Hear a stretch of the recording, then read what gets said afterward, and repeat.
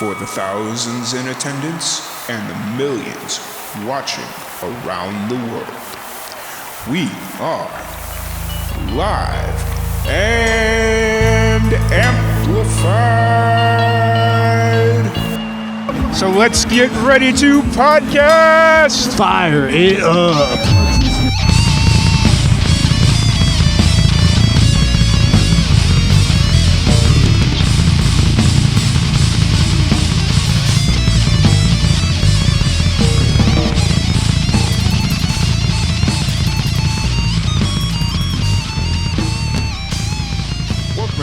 To another live and amplified Livecast. I'm your host, Tom Quiet, and we are back at it again with another amazing podcast.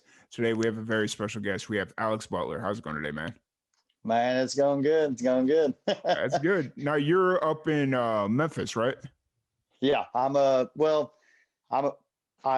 in a town called Olive Branch, Mississippi, okay. And it's pretty much you could throw a rock and hit Memphis. So, okay, gotcha. So I pretty much just tell people I'm from Memphis because it's easier.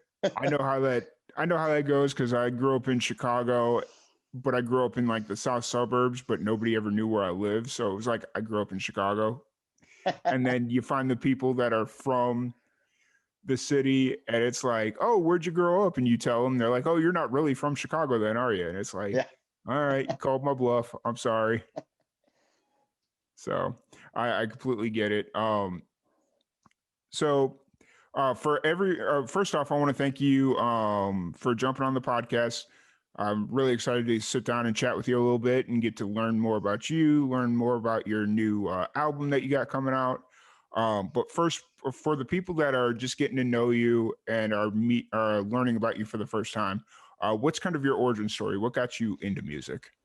More or less, my grandfather gave me like a love for music. He was a worship pastor at church, so like every week he'd go over like his songs that he'd be wanting to sing the following Sunday, and then that's just where I got my love for music. I mean, he brought me up on like Elvis, the Beach Boys, and like Merle Haggard, Johnny Cash, stuff like that. Yeah. And I didn't really ever think that I wanted. I mean, I know I always loved music, but I didn't know I would actually want to pursue it until I got into college. I went to school at Arkansas State, and they had a little open mic night down at one of the bars in Jonesboro, and I played an original song of mine, and it was pretty much the rest is history. Nice. Awesome. So outside of your grandfather, was anybody else in your family musical or no, not really? Yeah, my aunt sings and she plays piano and all that good stuff. And I'm also like distantly related to Chris Daughtry. So nice. I've got some pretty good singers in my family. But it was just one of those things to where like I'd always loved music and I've always had a passion for it. I just didn't really set my mindset to like pursue music full time until I got to college and was like, hey, I don't really want a degree in history. I want to play music instead. So did you end up dropping out of college, or did you finish your degree and then? I got done with college and then moved on to music because I transferred to Arkansas State, so I'd already got my like associate's degree, so I was pretty much halfway through anyway, so it's might as well get it out of the way. Yeah, it makes perfect sense, right? You put so much time and effort in, might as well get something out of the deal, right? Exactly. Now I've got a expensive piece of paper on my wall. Yeah, that was kind of where I was at. I got my associate's degree at a community college, and then I went to a 4-year. And about a year and a half in the 4-year, I was like, man, I really don't want to do this.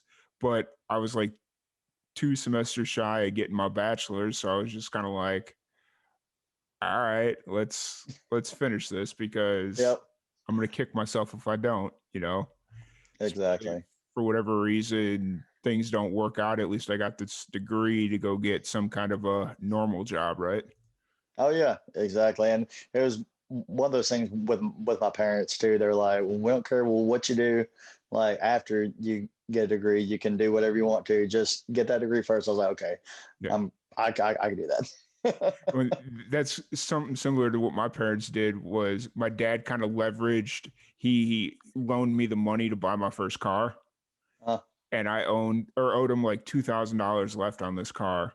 And yeah. he was like, while you're in school, I won't make you make payments. And if you get your college degree, you can forget about the rest of those payments. And in my head, I'm like, wait, $2,000? I don't have to pay you? He's like, yeah. And in my head, I'm like, okay, cool. And then I get out of college and it's like, I should have just paid him the $2,000 back and Yep. gone on my way. But, Exactly. walking out and tens of thousands of dollars in debt, and here we are. Yeah. But, It would have been way easier to just pay 2,000 instead of like, oh yeah, I'm gonna have student loans for like the next 15 to 20 years. All right, that's yep, cool. yep, absolutely. But you do have a new album coming out. It comes out Friday, right? Yeah, Yep. Friday. What's kind of the story behind this album? So the album in itself is pretty much just my journey through music. I've There's some songs on the album that like I wrote back in college, and then there's a couple that I've just kind of sporadically written or wrote throughout there. But the title track, "Crazy Town," is actually about a town in Texas that I've been frequenting a lot. And I played there a couple of times, and then the song "Crazy Town" came from my experiences hanging out there and playing shows. So What's the name of the town in Texas? Or is it it's actually? it's called Mineral Wells, Texas. It's about 45 minutes west of Fort Worth. Okay. That's Yeah. okay. I roughly know where that's at. I'm actually Yeah, yeah. Waco myself, so Okay. Yeah, yeah. yeah. So if you ever want to like figure out where the town is, there's literally a light up crazy sign that like goes over like the downtown Mhm. part of Mineral Wells. So you can't miss it. Oh yeah. I was just looking it up on the map because I was like, that's got to be pretty close to. I drive out to Southeast New Mexico all the time, Okay. and Yeah. so I have to. I'm almost positive I drive right past it at least at some point. You So, probably do. You probably do. but oh no, that's really cool. So the title of the album is Crazy Town, and it's a Yeah. EP technically, correct? There's five Yeah. Yeah. songs. No, there's nine songs. Nine Nine songs. songs. Okay, Yep. gotcha. I was looking at the files that you sent me, and I was just trying to make. Yeah, I was about to say I might not have sent all of them. It's Yeah, yeah. Me gotcha, and gotcha. So what technology are kind not of friends. yeah what kind of went into the song selection for the album Crazy Town?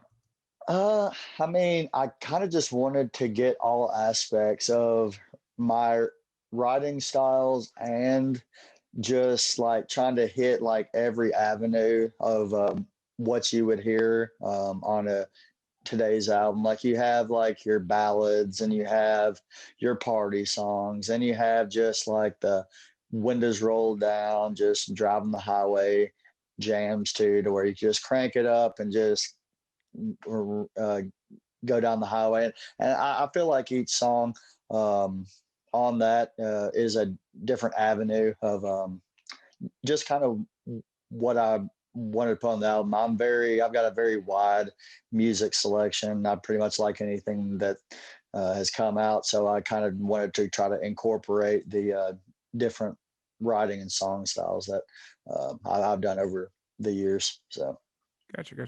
Was there well, I guess the next appropriate question was, because of COVID, was there any concerns about releasing it in the middle of a pandemic, or how much did like the current state of things kind of screw up the release of this album?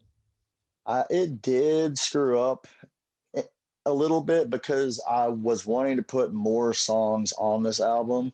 I was actually shooting for like 12 songs, Mhm. but so Yeah, it was just one of those things. As soon as COVID hit, it was like, well, crap. Like I can't be in studio with people, and then like a lot of the songs I was able to do, I had a bunch of session players. So pretty much, I would just go to a studio, record something, and then my producer would send it to a lead guitar player, a piano player, a drummer, and all that stuff. Yeah. So we were still able to work around it to an extent, Yeah. but we had to like spread everything out more, which I was like, I was able to record 2 songs in the same period of time I could have recorded like 4 or 5 songs Yeah. Yeah.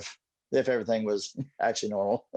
Yeah, because you were having to go back and forth so many times, whereas before you'd have been able to have everybody in together and Yep. And just bang it like, all out. yep, bang out like 5 or 6 songs just in like one day. But then it's like, well, all right, we're going to use it's going to take 2 months to record 2 songs. Okay. Yeah, I gotcha. What did you have an original release date? Did you have to push the album back at all, or? No, not really. I'd always been wanting to do it in January. That was always the plan, was Mhm. to January. I wanted to release it after like the holidays and the hustle and bustle of everybody just because I mean, if you put it out like anywhere between October and December, especially being like a not as well known artist, you're pretty much just like throwing away money just Yeah, because it's like you got all these other holidays and yeah, you're really taking the back burner then. So yeah, I've always wanted to do it in like the January, February area, but it was just more or less the album length wasn't what I wanted, but it was always the release date that I was shooting for. So. gotcha. And so for the album, how did you choose the songs that you wanted for this album, Uh, or shoot. I mean, what went into that kind of I'm creative mindset? so it was kind of weird because I wanted to hit every avenue, like the different styles of songs, but also kind of wanted it to make it a personable album, but you could also like follow through Mhm. type thing. Because I mean, there have been albums I've listened to before where it's kind of like over here, over there, and you're kind of like, okay, like all these songs are great, but like I'm like my mind is shooting like 15 different ways. So I Yeah. mean, uh, the songs I use pretty much like if you listen to the album it's in its entirety, Mhm. it pretty much just goes like from point A to point B to point C. Like Yeah. you start off with Back Road Dreaming, and that's like your summertime song. Then I believe the second song on the album is Summertime Rolls Around, which both those songs like connect to each other about just being like living for the summertime and just Mhm. having um, I mean, when I was in college, there wasn't really much to do, so we all were always hanging out at the lake or on a creek bank and like uh, drinking beer and all that good stuff. And then, Yeah.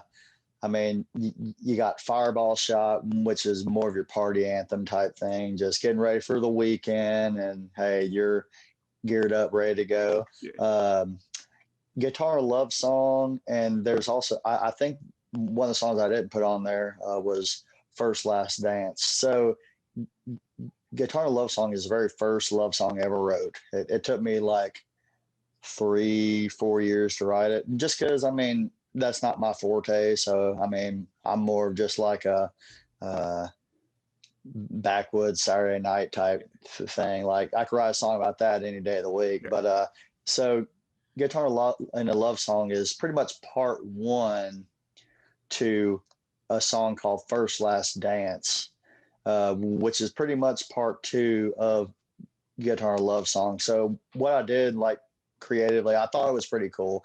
We'll see if people think it's as cool as I thought it was. So what I did was I did the exact format of Guitar Love Song for First Last Dance, but I changed the lyrics pretty much entirely Mhm. of First Last Dance. So it's pretty much a like part one is when you fall in love with somebody, and then part two, first last dance, is when like the like after that, Yeah. like getting married and all that stuff. Yeah. So I thought it was, I like in my mind, I'm like, oh my gosh, this is the greatest thing ever. Because I had a lot of people when like it's on iTunes for pre-order, and they'd like click on first last dance. They're like, man, is that the same song? I was like, no, no, no. It's Yeah. like, it's different. Like the chorus is the same because I wanted to like bridge it, Yeah. but the lyrics and the verses of each song are completely different. Then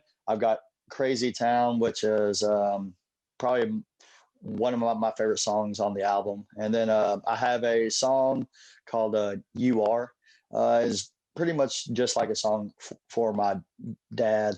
He's been one of my biggest supporters through this whole crazy music thing. Like, doesn't matter if I'm playing like local, he'll be there every night and front row and all Yeah. that good stuff. And then like critiquing me about stuff. And I've always had a great like admiration and respect for him. So You Are is just a song about like, hey, if I could be half the man you were when I like become a dad, become a father, or just become a man in general, Yeah. like that's good enough for me. So yeah, it's just one of those things where I wanted to pull people into my life and what I'm all about. And I feel like every song on this album kind of just gives you a glimpse, and it also like ties into each other to where you're not just like chasing rabbits the entire time you're listening to the album. Yeah. And then for the title track, Crazy Town, you released a music video for that, right? Yeah, we've done a teaser music video. The entirety of the music video should be out. We're shooting to put it out like a couple hours before the album actually releases on Friday. But yeah, the music video is actually shot in Mineral Wells Yeah. at the uh, Crazy Water Hotel, the Baker Hotel. That's pretty historic place in Mineral Wells, which will probably be one of the like big like jewels, I guess you would say, in the next couple of years. They've been renovating that place, and they'll be open in 2022, I believe. Oh, But nice. yeah, it was a whole lot of fun to make. Yeah. And you shot the music video pre-pandemic, right? Yeah. Yep. Okay. Because I Yeah. was looking through your YouTube channel and I saw like a minute long Crazy Town music video. Yeah. So I That was was, pre-pandemic. yeah, I was, Yeah, that was oh, that's shot 2 Novembers ago. okay. Yeah, 2 Novembers ago. Awesome. And so who did you kind of do that all on your own, or did you have somebody helping you produce that? So I've got a buddy of mine who has a background in videography and all that good stuff. He actually he's based out of Memphis now, but he helps with the ESPN Oh, no. branch Yeah. of Memphis. So he does all their like video work and stuff like that. He's just got a real good eye for like different angles and stuff like that. Because in my mind, like I could think of some good angles, I mean, or cool things to do, but then he has like 7 GoPros like hooked up to like different things on stage, and it's like, hey, maybe we could like shoot down or shoot up and stuff like that. I was like, okay, Yeah. that's cool. That's cool.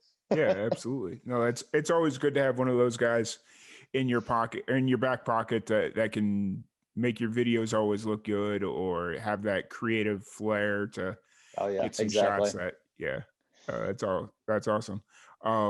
So since you're about roughly 2-3 days away from the release of the album, what's kind of going through your mind right now? Uh, it's been a long time coming. I mean, that's pretty much like the biggest thing, especially through all this pandemic and everything, just to be able to bring it to light still, just after everything that's gone on this past year, is pretty awesome. Yeah. Because it's And kind of like, whew, I'm done. yeah, gotcha. And this is your debut album, correct? Yeah.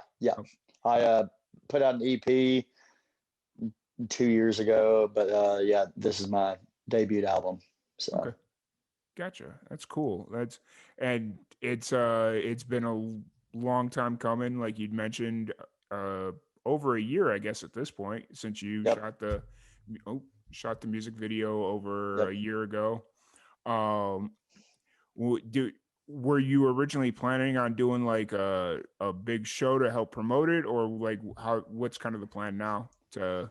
Yeah, so I mean, it all just depends on how all these like guidelines, stipulations go. Like, because I'm still out playing and stuff, but each state or even each city is different than the last one you went to. Like, I was out in Texas like 2 weeks ago, Oh, Texas, we're shooting. still having shows all the time. Oh I get yeah, yes, because I like get I was out there, I was shooting another music video and like playing shows or whatever. Then I go out to North Carolina this past weekend, and it's like the complete like 180. I'm like, oh gosh, this makes my head hurt. yeah. It was, I go when I go out to New Mexico to visit my buddy. It's always the joke of when the first time I see him, he'll ask me, "How's the land of the free?" Hmm. Because like New Mexico is like on super strict lockdowns, like Oh yeah, everything, and then I come in and it's like, dang, okay. And like I was telling him about a show I went to a couple weeks ago, and he's like, "Wait, you guys are having shows?" And I'm like, yeah, "Yeah, like we have it's shows all the crazy. time." So Yeah, because like Texas, Florida, Mississippi, and Alabama are pretty much like the states that are pretty much just like wide open. Like yeah, you go down there, and you're like like, okay. I mean, I'm not going to say that Texas doesn't have its restrictions in place, Oh but yeah, definitely, definitely. It's not like lockdown, drag out. It's yeah, like okay, I could actually go do stuff. yeah, absolutely. Um, do you ever come through Waco at all? Have you ever done shows in Waco or? Not yet. I am branching out. Like, I mean, to be honest, Mineral Wells and like that area is like what I've like started off on. I guess because I've figured out that Texas is a whole different beast, especially in like the music world. Yeah, Uh, Texas is a lot bigger than you think it is. oh yeah, exactly. Like I could literally play like an entire month in Texas in a different city in a different bar and still be like fine. Yep, And like nobody would have seen me from the other show. that is very true. It's there's still part like I've only been here like a year and a half, but there's still like I lived in New Mexico for 4 years, and then I've only been in Texas a little less than a year and a half, Mhm. and there are still parts of Texas that I've never been to. Like it is, Yeah. Oh yeah. It's crazy. yeah, But it, yeah, that's one of the things I wanted to do this next year is explore Texas more because I mean, I've toured a lot just out on the East Coast and all yeah. that good stuff. So I kind of want to tackle Texas and see what I can do. Gotcha, gotcha. That's awesome. What? So you're doing shows. Are you like publicly promoting the shows, or is it just kind of okay? I have a show this weekend, and then when it comes time, um, it depends. Like, I mean, it depends on what like restrictions are. Really, I mean, I'll if I make a post about a show, I'll tell people like, hey, this is the capacity, or hey, this is what you can do, and stuff like that. I mean, there are some places where I don't really have to promote. Like, I have like a core group of people yeah, who will show up. Yeah, it's just a real weird time for like musicians and artists because you're kind of like walking on thin ice because you're like, okay, can I promote it? I don't know. Well, let's like try to put as many details as we can in the post so you can't get in trouble for promoting it. yeah, absolutely, absolutely. Uh, so you got the new album dropping on Friday. Are you already planning like your next set of moves after the album drops, or do you just want to get the album out and then just kind of figure it out from there? I mean, my calendar's already filling up Mhm. pretty well. I'm getting booked out until May right now. Nice. I mean, pretty much. I mean, I never stop working or Yeah. whatever with this music stuff. So I'm actually about to start going to the studio again to start. I'll probably just start putting out like a couple singles. Mhm. I mean, albums are fun, but I also think like usually music today is, or especially starting off, it's a singles Singles. game. Yeah. Like, I mean, those are the ones that get the most like Mhm. gravity and pull and stuff like that. So if it's like, hey, you got to hit single, okay, then from that you could build off of another album. So yeah, I mean, shooting to be back in the studio around like late February, early Nice. March. Yeah, I mean, it's just one of those things. Yeah. Can't slow down. Yeah, Got to no, keep I on feel you going. on that one. It's you touched on something interesting there. It's like it's very right now. It's very much a singles game, especially with the pandemic going on, and a lot of people being able to put on shows or fans wanting to go to shows because of everything that's going on. They're Yeah, looking for you on Spotify, and the way to kind of keep your name in front of them is by releasing singles, by continually, releasing new music. But there's also something to be said for putting out a full body of work. Like exactly. there's still that 12-year-old kid that remembered going to the music store and buying that brand new album. And Hmm. it's like, as a musician, that's got to be a dream to be like, oh, I have my own album. Oh yeah, and I kind of feel like like since vinyl's gotten big and stuff like that again, I kind of have a feeling that hard copies of like CDs will be bouncing back pretty soon. Like Mhm. it kind of blew my mind how many people actually like wanted a hard copy of the album. I was like, wow, I thought everybody just wants the iTunes Yeah. download or the Spotify playlist because I mean, what sucks now is like even Apple, like if you have a pre-order link, it takes you to the Apple Music, not the actual iTunes page itself. Oh, So wow. like even like Apple is trying to like push away from like the pre-orders and the buying of songs. Like you actually have to like work for it to actually find it on Yeah. iTunes now. Since you brought it up, have you thought about pressing vinyl for this album, or is it not? It depends. I'll kind of test the waters and see if people are actually wanting it. I mean, I mean, worst comes worst, I'll make a couple for myself just Yeah. because it'll be cool as anything. But yeah, it's one of those things like I do a lot of just testing the waters before Mhm. I do stuff, just because I mean, if the if the people want it, like I'll totally go out and like press 100 vinyls or Yeah. something. But if only like 10 people are going to want to look, okay, I'll just like wait and maybe on the second album or something, that's when Yeah. Yeah, I people got you. I will got start you. getting it.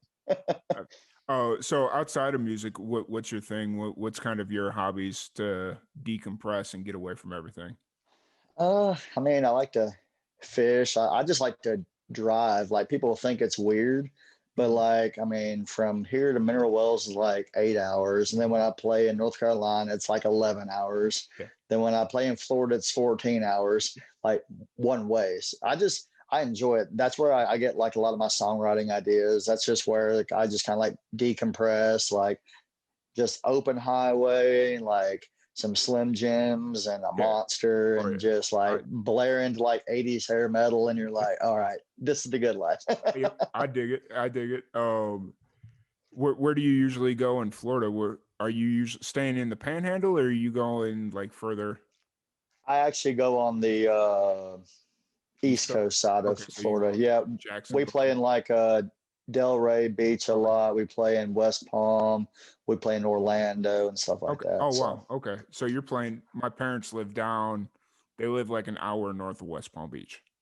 okay, yeah, yeah, I know exactly where that's at. Yeah. Oh no, that's really because everything you said is everything I love to do. It's the 7.5-hour drive it is from Waco to Roswell, New Mexico, is Hmm. like the most peaceful time that I have. Oh yeah, And it's. Um, and I like driving at night too. It's like even better. Like there's no traffic on the road. It's like, all right, I don't like doing this is it where in it's at. West Texas because animals are very active at night. True, true. I learned that one the hard way. Well, just like West Texas and Southeast New Mexico, there was one time I was driving up from El Paso to go back to Roswell, and you got to cut through Ruidoso, which is like a mountain community. Mhm. And I was driving up the hill. It's like 4 o'clock in the morning. I have this bottle of water in my hand. I'm drinking it, just A, stay hydrated, B, stay awake. I look down to put it in my cup holder. I look up, there's a 10-foot elk sitting in the Ooh, middle of the highway, and I swerve left and I miss it by about 6 inches. And I was just like, wow. that would have been very, very bad had I hit that elk. Not only Oh would I yeah, have hurt it, it would have probably killed me. yeah, yeah. Out here, it's more about like dusk time is when like the animals are most active. Yeah, we were heading out to a show in Myrtle Beach, South Carolina. And we're Yeah. just on this little 2-lane road. Yeah. A deer thought he could jump over the 2 lanes, and then like I smacked him with the driver's side, like Yeah. part of the van, which like the van I drive in is pretty much like a tank. I feel like because we hit it and like I mean it ripped off like the headlight and like half of the front grill, but other than that, like it was fine. I was like, okay, well, whatever. And that Yeah. deer just ran off. I was like, you gotta be kidding me. That's insane. The worst part out here is when it's jackrabbit mating season. Uh-huh. They'll just be out in the middle of the road at any given point, just mating. So they'll be like, it's Oh like wow. you'll be hitting jackrabbits like they're mosquitoes. Like out the so Jeez. it, I That's remember the first crazy. time my dad drove through. He was heading from New Mexico up to Chicago, and it was mating season. And he calls me like 8 hours into the drive. He's like, dude, how do you drive around here this time of year? I was like, what are you talking about? I hit 4 jackrabbits just driving out of New Mexico. And he pulls up the front of his car and there's a dead jackrabbit stuck in his grill.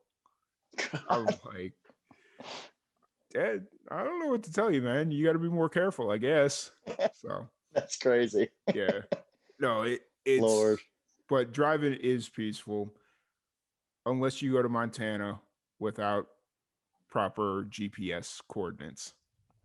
Yeah, I could see how that would be a not so fun time. Yeah, but I don't want to take up too much more of your time. I want to be respectful since you do have an album coming up. Um, what's some advice? One thing that we like to do on Live and Amplified is pass on knowledge to younger musicians. And since you're Yeah. just kind of really starting to find your groove, releasing your first album, and you're really getting out there at the now, what advice do you have for a young musician that's looking to make that next step or that first step?